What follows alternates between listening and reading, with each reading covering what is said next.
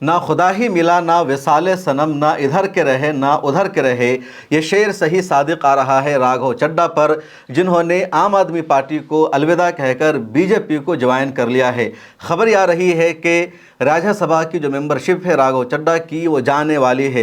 राघव चड्ढा ने चालाकी की। राघव चड्ढा को ये लगने लगा था कि अगर वो अकेले नहीं जाते हैं बल्कि अपने साथ 2/3 मेंबरान पार्लियामेंट को मिला लेते हैं, और इतनी बड़ी तादाद अगर एक साथ रिज़ाइन देगी और दूसरी पार्टी को ज्वाइन करेगी तो उनकी राज्यसभा की जो सदस्यता है, जो मेंबरशिप है, वो बाकी रहेगी।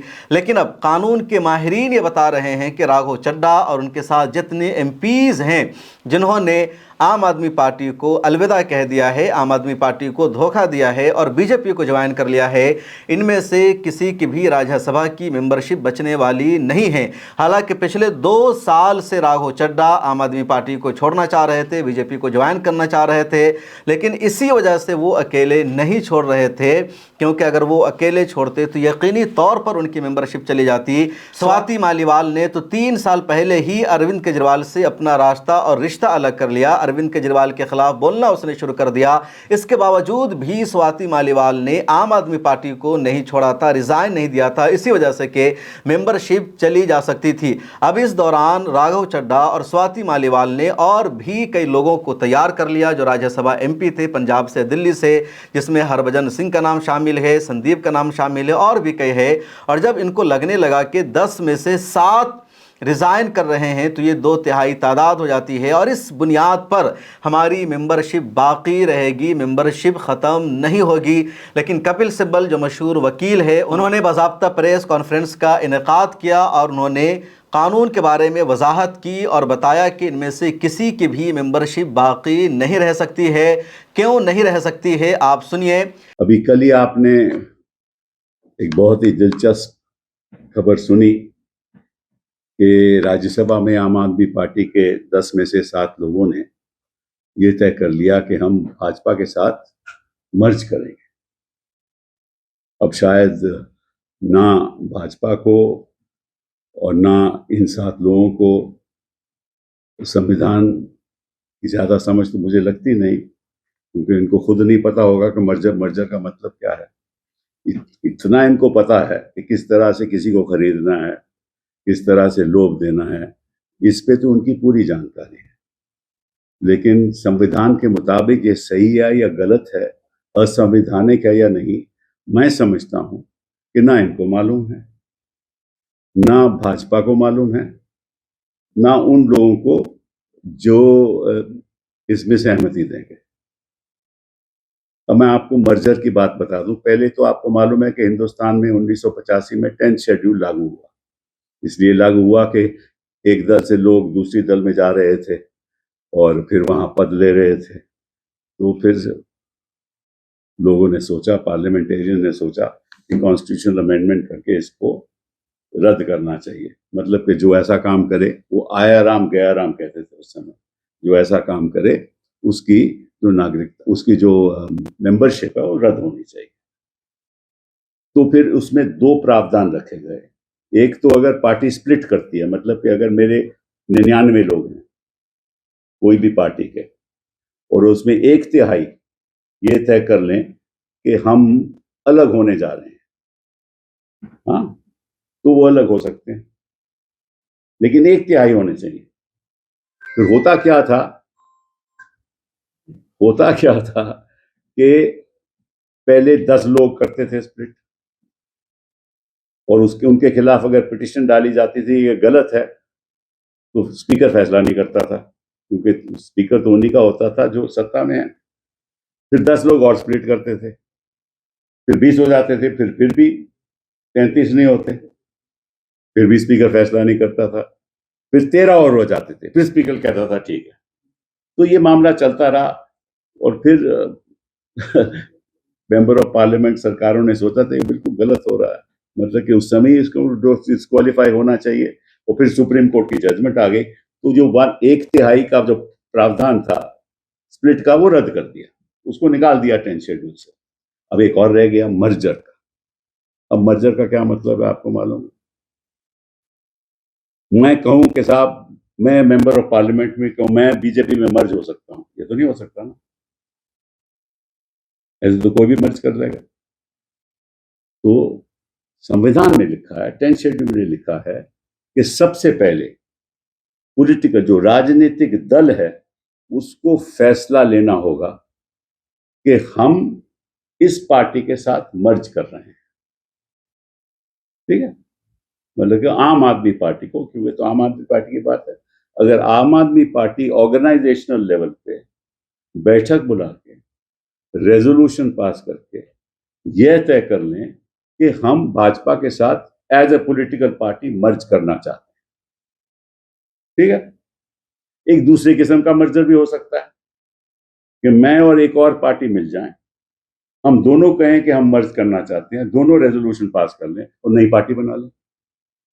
ठीक है, तो पहला कदम होगा पॉलिटिकल पार्टी राजनीतिक दल को मर्जर करने का। फिर बात आएगी कि जो सांसद में लोग बैठे हुए हैं, सांसद में है, जो संसद में बैठे हुए सांसद लोग हैं, उनका मर्जर कैसे होगा। संजय सिंह जो आम आदमी पार्टी का राज्यसभा एमपी है और बहुत ही बोल्ड अंदाज में तमाम मुद्दों पर बोलते हैं, आवाज़ उठाते हैं, उन्होंने भी राज्यसभा के चेयरमैन को बाज़ाब्ता लेटर लिखा है और मुतालबा क्या है कि इन 7 की मेंबरशिप रद्द हो जानी चाहिए। और एक्सपर्ट यही कह रहे हैं कि जो कानून है कि अगर 2/3 ने रिज़ाइन कर दिया है, इस्तीफ़ा दे दिया है, तो उस पर दल बदलू कानून लागू नहीं होगा, उनकी सदस्यता नहीं जाएगी। वो राज्यसभा के अराकीन के लिए नहीं है, बल्कि जो अराकीन चुन कर आते हैं उन पर यह कानून नाफिज होता है। इसलिए राघव चड्ढा की जो मेंबरशिप है वो जाने वाली है। राघव चड्ढा को एक और झटका लगा है और झटका है उनके फॉलोअर्स की तादाद का कम हो जाना। सोशल मीडिया पर लगातार स्क्रीनशॉट वायरल हो रहा है और अब लाइव भी जाकर देख सकते हैं। राघव चड्ढा के इंस्टाग्राम पर फॉलोअर्स थे 15 मिलियन और अब सिर्फ 12 मिलियन उनके फॉलोअर रह गए हैं। और ये उस वक्त का डेटा है जब मैं ये वीडियो रिकॉर्ड कर रहा हूँ। मिला टाइम्स के सोशल मीडिया अकाउंट पर कल एक पोस्ट शेयर की गई। एक न्यूज़ में बताया गया कि राघव चड्ढा के फॉलोअर्स इंस्टाग्राम पर पहले 15 मिलियन थे और अब 13 मिलियन रह गए हैं। और आज जब इस वीडियो को बनाने से पहले मैंने राघव चड्ढा का इंस्टाग्राम अकाउंट चेक किया तो वहाँ सिर्फ 12 मिलियन फॉलोवर रह गए हैं। और हो सकता है कि जिस वक्त आप ये वीडियो देख रहे हों उस वक्त राघव चड्ढा के फॉलोवर्स की तादाद 10 मिलियन से भी कम हो गई होगी। इसी तरह फेसबुक पर भी राघव चड्ढा के फॉलोवर्स की तादाद घट रही है, ट्विटर पर घट रही है, यूट्यूब पर भी उनके सब्सक्राइबर्स घट रहे हैं। राघव चड्ढा ने अपनी एक इमेज बना ली थी कि वो एंटी बीजेपी है, वो बीजेपी के ख़िलाफ़ है, वो बीजेपी को कभी सपोर्ट नहीं कर सकते हैं, बीजेपी गुंडों की पार्टी है, बीजेपी चोर उचक्कों की पार्टी है, आम आदमी पार्टी ही सही पार्टी है। उसी राघव चड्ढा ने अचानक बीजेपी को ज्वाइन कर लिया और इसी को कहा जाता है मौका परस्ती, मफाद परस्ती। सियासत में कोई आइडियोलॉजी नहीं और अपना पॉलिटिकल कैरियर बनाने के लिए राघव चड्ढा ने जिस तरह से पूरे हिंदुस्तान को धोखा दिया है इसकी मिसाल बहुत कम मिलती है। यूथ और नौजवान राघव चड्ढा पर भरोसा कर रहे थे, अवामी मुद्दों को उठा रहे थे, इसलिए लोग इससे जुड़ गए थे, लेकिन एजेंडा था बीजेपी को सपोर्ट करना। और सोशल मीडिया पर लगातार लोग स्क्रीनशॉट शेयर कर रहे हैं, कह रहे हैं कि मैंने राघव चड्ढा को फॉलो कर रखा था और मैंने कह दिया था कि जिस दिन राघव चड्ढा आम आदमी पार्टी को छोड़कर बीजेपी ज्वाइन करेगा मैं राघव चड्ढा को अनफॉलो कर दूंगा, और मैंने कर लिया है। अब ये दावा भी किया जा रहा है कि राघव चड्ढा पंजाब में 50 से ज़्यादा एमएलएस को अपने साथ मिलाने की कोशिश कर रहे हैं और वो सब के सब बीजेपी को ज्वाइन करेंगे। बीजेपी की सरकार पंजाब में बन जाएगी, आम आदमी पार्टी की सरकार वहां गिर जाएगी, लेकिन इसमें बीजेपी को कामयाबी मिल जाएगी, इसके आसार नज़र नहीं आ रहे हैं। राघव चड्ढा के बारे में, उनके बीजेपी को ज्वाइन करने के बारे में सोशल मीडिया पर लोगों का रिएक्शन क्या है, रद्द अमल क्या है और किस तरह राघव चड्ढा की पुरानी वीडियोस अब वायरल हो रही है, इसके बारे में एक तफसीली वीडियो बनाई है हमारे साथी मोहम्मद सिराज ने। आप इस वीडियो को देखिए और समझिए कि अवाम का, पॉलिटिशियन का रद्द अमल क्या है, राघव चड्ढा के बारे में नज़रिया क्या है।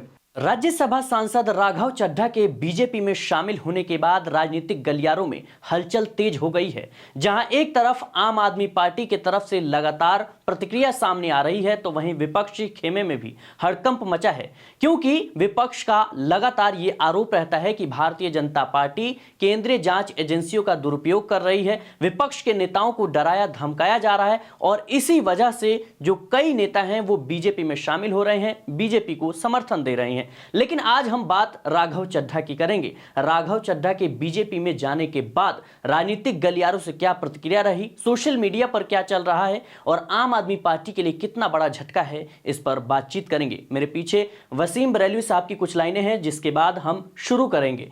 उसी को जीने का हक है इस जमाने में जो इधर का लगता रहे और उधर का हो जाए। वसीम बरेलवी साहब की लाइनें हैं, लेकिन इन दिनों राघव चड्ढा से जोड़कर सोशल मीडिया पर खूब वायरल किया जा रहा है। आम आदमी पार्टी के अब पूर्व कहलाएंगे आम आदमी पार्टी से राघव चड्ढा अलग होकर भारतीय जनता पार्टी में शामिल हो गए हैं और दिल्ली चुनाव में हार के बाद आम आदमी पार्टी के लिए और केजरीवाल के लिए सबसे बड़ा झटका है, क्योंकि राघव चड्ढा अकेले बीजेपी में नहीं गए बल्कि अपने साथ 6 राज्यसभा सांसदों को बीजेपी में लेकर गए हैं और कहीं ना कहीं ये आम आदमी पार्टी के लिए झटका है। वो 6 नाम कौन से हैं वो एक बार आपको हम बताते हैं।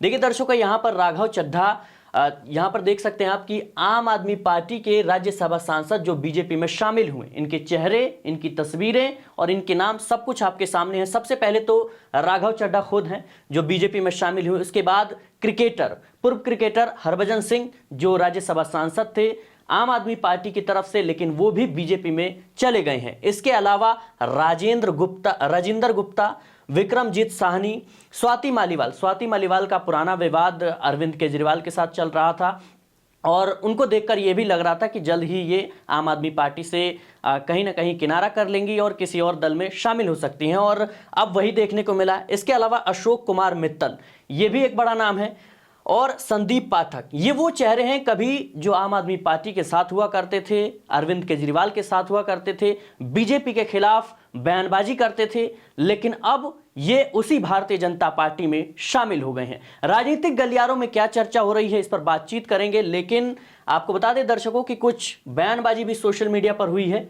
सबसे पहले जो बीजेपी में शामिल होने का जो सबसे बड़ा नुकसान इस वक्त हुआ है और जल्द हुआ है वो राघव चड्ढा के सोशल मीडिया पर उसका असर देखने को मिल रहा है। लगातार उनके फॉलोअर्स में कमी आ रही है।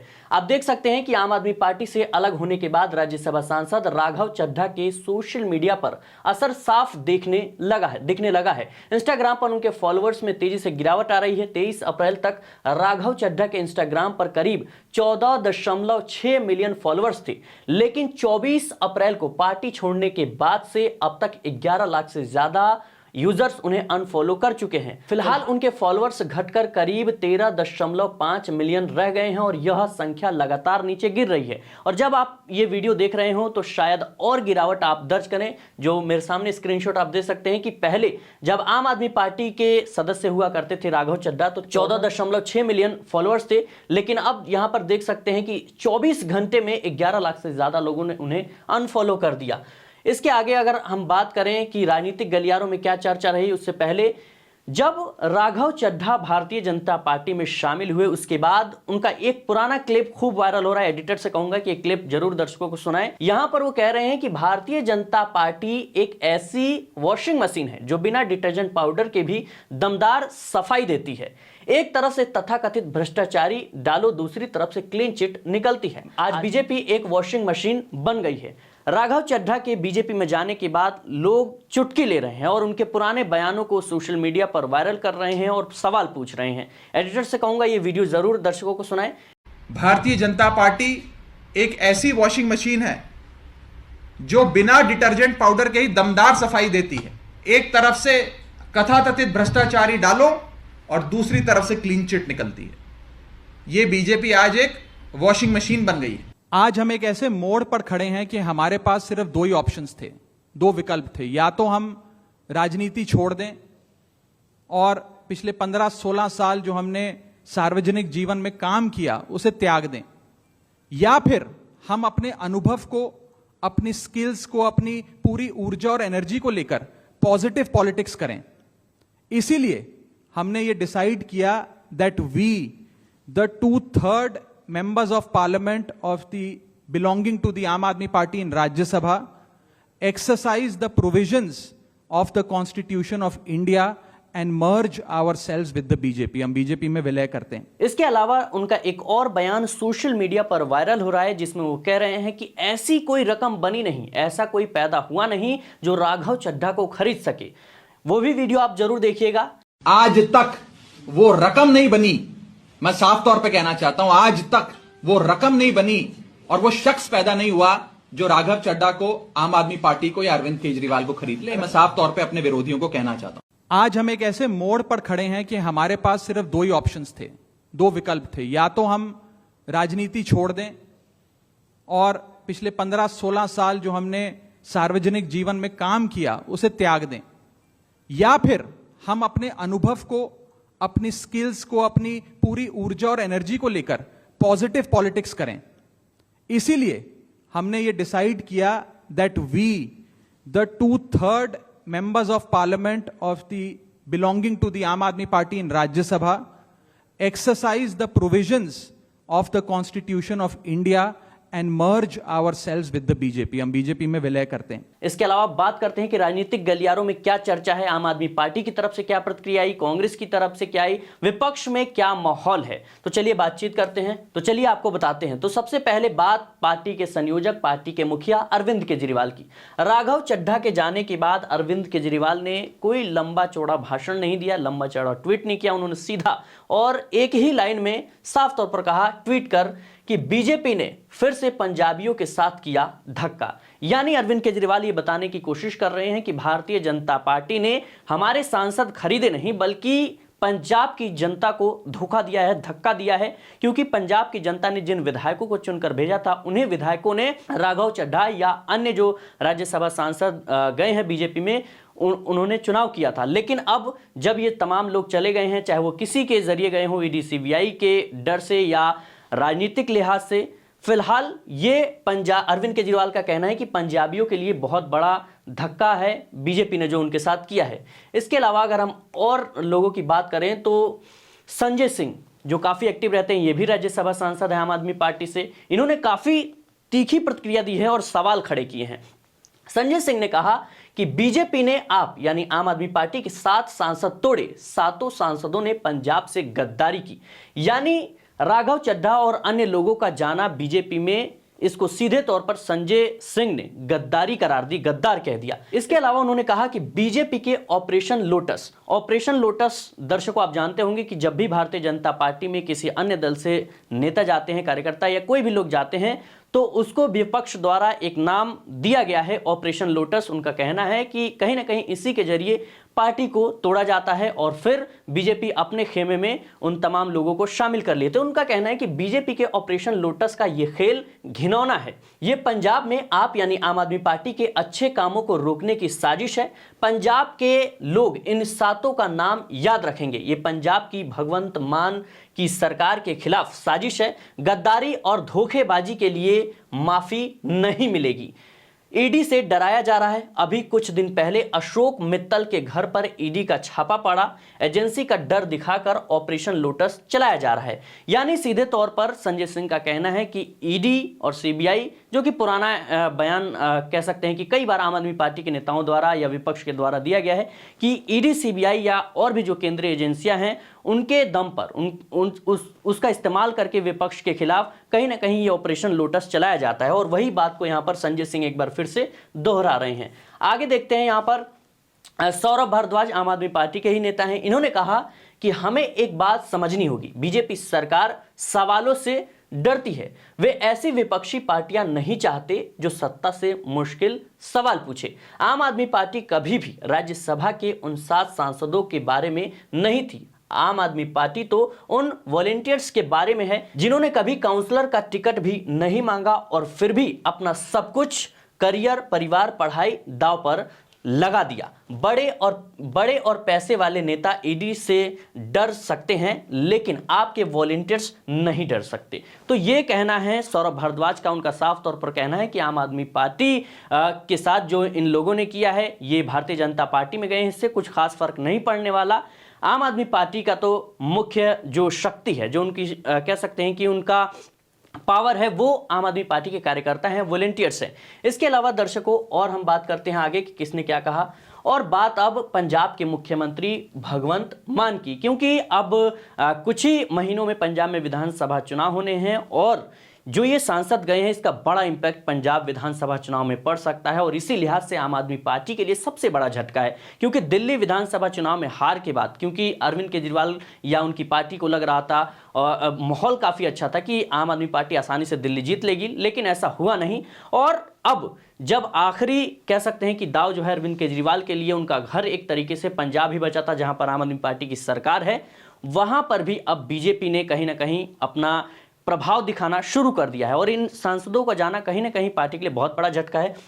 बात करें कि भगवंत मान ने क्या कहा, तो इन्होंने कहा कि बीजेपी ने पंजाब के साथ विश्वासघात किया है, यानी सभी नेता हैं वो इस बात पर ज्यादा फोकस कर रहे हैं कि बीजेपी ने किया है। सीधा अटैक जो है भारतीय जनता पार्टी पर हो रहा है। इन सांसदों का नाम कम लिया जा रहा है, बल्कि बीजेपी को ज्यादा टारगेट किया जा रहा है। यहां पर बीजेपी का नाम लिया जा रहा है। साफ तौर पर इन्होंने भी उसी बात को दोहराई। अरविंद केजरीवाल ने जैसे कहा कि ये बीजेपी ने पंजाबियों को धक्का दिया है, इसके अलावा संजय सिंह, सौरभ भारद्वाज सभी एक बात कह रहे हैं। तो यही बात को दोहराते हुए भगवंत मान कह रहे हैं कि बीजेपी ने पंजाब के साथ विश्वासघात किया है। वही washing machine Sharad Pawar, Shiv Sena UBT और कांग्रेस के साथ भी इस्तेमाल की गई। शरद पवार की बात करें दर्शकों, तो इनकी एनसीपी को किस तरीके से कह सकते हैं कि दो भागों में बांटा गया। अजीत पवार गुट अलग हुआ, शरद पवार गुट अलग हुआ और नतीजा आप सबके सामने है कि आज भी महाराष्ट्र की राजनीति में ये दोनों गुट अलग हैं, एक नहीं हो पाए। इसके अलावा शिवसेना यूबीटी, शिवसेना के साथ क्या हुआ आपने सबने देखा होगा कि उद्धव ठाकरे की जो शिवसेना थी उसको तोड़ दिया गया। यूं कहें कि एकनाथ शिंदे विधायकों के साथ भारतीय जनता पार्टी को समर्थन दे देते हैं और रातों रात जो है सरकार पलट जाती है और एकनाथ शिंदे जो है वो महाराष्ट्र के मुख्यमंत्री बन जाते हैं। हालांकि वो अलग बात है कि विधानसभा चुनाव में जैसे ही भारतीय जनता पार्टी एक कह सकते हैं कि ज्यादा सीटें जीतती है, ज्यादा प्रभाव उनका देखने को मिलता है, तो उन्होंने एकनाथ शिंदे को हटा दिया और देवेंद्र फडणवीस को फिर से मुख्यमंत्री की कुर्सी सौंप दी। बात करें कांग्रेस की, तो कांग्रेस से भी कई नेता भारतीय जनता पार्टी में शामिल हुए हैं। सबसे बड़े चेहरे के रूप में अगर हम बात करें तो असम के मुख्यमंत्री हिमंता बिस्वा शर्मा हैं। इसके अलावा मध्य प्रदेश में ज्योतिरादित्य सिंधिया हैं और भी कई नेता हैं जिनका नाम लेना कहीं ना कहीं यहां पर काफी लंबा वक्त हो जाएगा।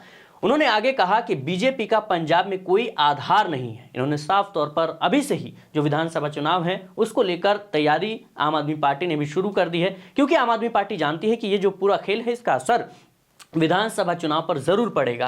पंजाबी दिल से सभी से प्यार करते हैं, लेकिन अगर कोई उनके साथ विश्वासघात करता है तो वे उसे कभी नहीं भूलते हैं। ये सिर्फ खुद को बचाने के लिए वहां गए थे, अब वहां भी इनके लिए जगह नहीं है क्योंकि ये बीजेपी के साथ हैं।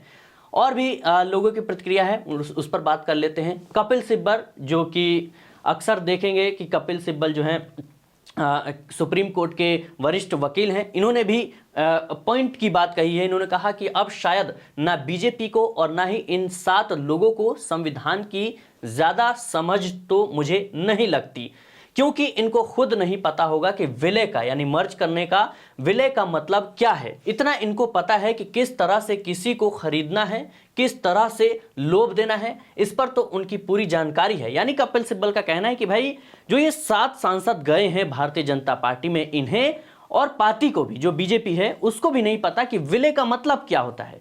इन्हें तो बस, उन्होंने साफ तौर पर बीजेपी पर आरोप लगाया कि इन्हें तो बस कह सकते हैं कि डर दिखाकर या लोभ देकर कह सकते हैं कि पार्टी बनाना, पार्टी तोड़ना वो आता है, इन्हें विलय का मतलब नहीं पता। आगे उन्होंने कहा कि संविधान के मुताबिक यह सही है या गलत है, असंवैधानिक है या नहीं। मैं समझता हूं कि ना इनको मालूम है, ना भाजपा को मालूम है, ना उन लोगों को जो इसमें सहमति देंगे। यानी कपिल सिब्बल का साफ तौर पर कहना है कि ये जो बदलाव हुआ है, राघव चड्ढा और उनके साथ 6 सांसदों का जाना भारतीय जनता पार्टी में, इन्हें पता ही नहीं कि विलय क्या होता है, विलय की कोई समझ नहीं है। इसके अलावा उन्होंने बीजेपी पर भी निशाना साधा कि इन्हें लाभ देना या डर दिखाकर पार्टी तोड़ना ये आता है, विलय का मतलब तो इन्हें नहीं आता। क्योंकि विलय शब्द का यहां पर इसलिए प्रयोग हो रहा है दर्शकों कि राघव चड्ढा या उनके साथ जो लोग गए हैं उसको लेकर ये कहा जा रहा है, खुद राघव चड्ढा ने अपनी प्रेस कॉन्फ्रेंस में कहा था कि हम विलय कर रहे हैं।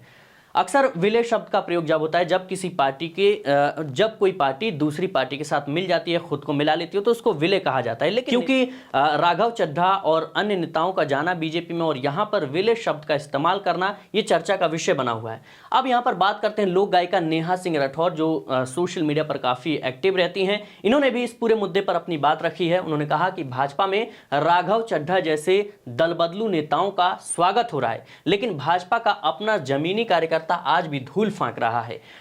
टेंट कुर्सी ये लगाते हैं और विपक्ष के नेता पार्टी में शामिल होकर पद पा जाते हैं। इन कार्यकर्ताओं की दशा देश की जनता जैसी हो गई है। तो यहां पर नेहा सिंह राठौर का यही कहना है कि भाई भारतीय जनता पार्टी का जो अपना एक प्रभाव है वो कहां है, क्योंकि जो भी बड़े नेता हैं, खासतौर पर चाहे हिमंता बिस्वा शर्मा की बात करें और भी जो नेता हैं, वो कहीं ना कहीं दूसरी पार्टी से आकर बड़े बड़े पद पर कामयाब हो जाते हैं, बड़े पद हासिल कर लेते हैं। लेकिन जो बीजेपी के कार्यकर्ता हैं, जो बीजेपी के लिए काम करते हैं, जमीन पर एक्टिव रहते हैं, उन लोगों को आज भी वो कह सकते हैं कि नहीं मिला जो उनको मिलना चाहिए था। तो यहां पर वही कहना है कि भाई जो कार्यकर्ता हैं बीजेपी के, जो जमीन पर काम करते हैं, वो आज भी धूल फांक रहे हैं। उनको कोई खास कह सकते हैं कि प्रभाव नहीं मिला, उनको कुछ खास पद नहीं मिला। तो यहां पर कह सकते हैं कि और आगे देखते हैं लोगों ने क्या प्रतिक्रिया दी। तो कांग्रेस की तरफ से भी काफी इंतजार किया जा रहा था कि भाई कांग्रेस का इस पर क्या कहना है। यूं तो दिल्ली में देखा हमने कि कांग्रेस और आम आदमी पार्टी दोनों एक दूसरे के खिलाफ नजर आ रहे थे, लेकिन इस मुद्दे पर कांग्रेस की तरफ से भी प्रतिक्रिया सामने आई है। बता दें कि कांग्रेस महासचिव जयराम रमेश ने ट्वीट किया और उन्होंने कहा कि बीजेपी की वॉशिंग मशीन फिर से सक्रिय हो गई है, साथ ही मोदी वॉशिंग पाउडर भी। जो लोग खुद को सदाचार, ईमानदारी और विचारधारा के आदर्श के रूप में पेश करते थे, अब वे बुरी तरह बेनकाब हो चुके हैं। यानी साफ तौर पर कांग्रेस की तरफ से भी बीजेपी को और इन लोगों पर कह सकते हैं निशाना साधा गया। वॉशिंग मशीन की बात लगातार यहां पर की जा रही है। तो चलिए आगे देखते हैं कि क्या किसकी प्रतिक्रिया सामने आई है। तो यहां पर अगर हम बात करें दर्शकों, तो यहां पर है एक्ट्रेस कुनिका सदानंद। इन्होंने भी लिखा कि I am at a loss for words, this man Raghav Chadha was such a credible person in my eyes. यानी उनका यही कहना है कि मेरे पास शब्द नहीं है, लेकिन मेरी नज़र में राघव चड्ढा जो हैं वो एक विश्वासी कह सकते हैं विश्वासी आदमी थे। लेकिन इन्होंने आगे लिखा कि I always thought he was a positive vibration. लेकिन अब जो है वो कहीं ना कहीं राघव चड्ढा जो भारतीय जनता पार्टी में शामिल हुए हैं उससे ये कहीं ना कहीं खुश नहीं है और ये कह रहे हैं कि मुझे विश्वास नहीं हो रहा, मेरे पास शब्द नहीं है कि मैं किस शब्द से अपनी प्रतिक्रिया दूं। तो फिलहाल दर्शकों ये कुछ बयान थे, ट्वीट्स थे, जिन पर हमने बातचीत की कि आखिर राघव चड्ढा और अन्य लोगों के जाने से क्या जो प्रतिक्रिया है वो सामने आ रही है, राजनीतिक गलियारों में क्या हलचल है। तो हमने सभी की बात रखी, चाहे वो पार्टी की तरफ से हो या अन्य लोगों की तरफ से हो। तो ये चेहरा है, ये आप देख सकते हैं, इनके नाम है। ये तमाम लोग जो है भारतीय जनता पार्टी में गए हैं। राघव चड्ढा, हरभजन सिंह, राजेंद्र गुप्ता, विक्रमजीत साहनी, स्वाति मालीवाल, अशोक कुमार मित्तल और संदीप पाठक, ये 7 चेहरे हैं वो भारतीय जनता पार्टी में चले गए हैं। और इसी की वजह से ये विपक्ष के लिए भी कहीं ना कहीं बहुत बड़ा झटका है, क्योंकि ये सिर्फ आम आदमी पार्टी तक कह सकते हैं सीमित नहीं रहेगा, बल्कि अन्य राज्यों में भी आने वाले जो चुनाव है वहां पर भी इसका असर देखने को मिलेगा और भारतीय जनता पार्टी में और विपक्षी और पार्टियों के नेता भी जा सकते हैं। और ये अब देखना होगा कि आम आदमी पार्टी इस बड़े झटके से किस तरीके से उभरती है, क्योंकि दिल्ली में हार जाना और उसके बाद पंजाब में भी इस तरह का कह सकते हैं कि झटका लगना, ये पार्टी के लिए कह सकते हैं कि पचाना मुश्किल होगा। देखना होगा कि आम आदमी पार्टी अब आगे क्या कदम उठाती है, क्या उनकी प्रतिक्रिया रहती है। इस रिपोर्ट को लेकर आपकी क्या राय है, कमेंट बॉक्स में जरूर बताएं। देखते रहें मिल्लत टाइम्स। आपने सुना, आपने देखा, अवाम और पॉलिटिशियन के रद्द अमल को आपने जाना। आपकी इस बारे में क्या राय है, कमेंट सेक्शन में लिखिए। मुझे दीजिए इजाज़त, फिर मुलाकात होगी।